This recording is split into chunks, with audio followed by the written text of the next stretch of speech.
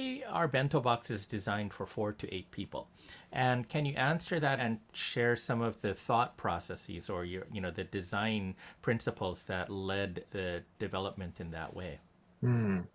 Yeah, I think it was probably the coordination of a few points.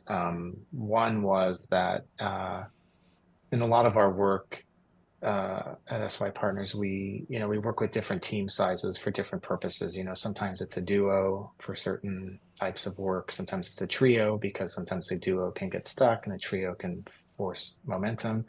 And often, like small teams move really fast with decision making, and there's a lot of research around this too. I mean, it's not just our observations. That there's the two pizza rule and all these sorts of research out there around team sizes. And usually these studies land on a team size of around 5 to 9 people, I think, maybe a little smaller for decision making, as I mentioned. But although we do have a decision making module, most of the bento box, the intention is for people to not move really quickly and break things. It's to connect with each other and themselves. And so, a little slightly bigger team, is good, I think. So that was one factor, what kind of size of team works well for this sort of creativity and innovation work at the pace that we were imagining teams working at to get there. And then on the other side, just quite pragmatic things. I mentioned the analog nature of what we were designing, and so we had some limitations around printing. There's only such a large size you can double side digital print paper at, and so we were trying to push that as far as we could because we believe large. We knew that we wanted to have some sort of anchor element that was large, so that the group of people could all kind of huddle around and engage with this large kind of anchor physical object. So that was as big as we could get it.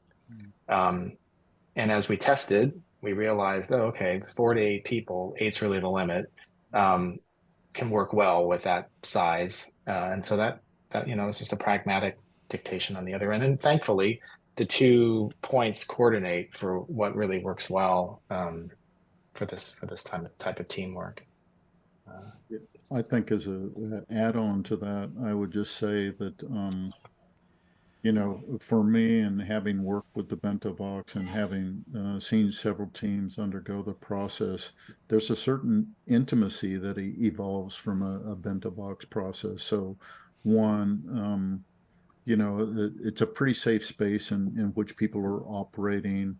And so we see that play out where barriers come down fairly easily in a smaller place. There's less ego involved in the process in the smaller group. The other thing that happens is that when we have larger groups than 4 to 8 people, we will split them into multiple teams and then just do a debrief after it. And sometimes the ideas are surprisingly alike, and many times they're surprisingly diverse. And so having the ability to work in smaller teams and then have the smaller teams kind of connect and share their ideas to get to a larger team, I mean, kind of gets to the point of how these things can actually take root and scale in an organization where multiple bento boxes are used in a longer term project of transformation or cultural change.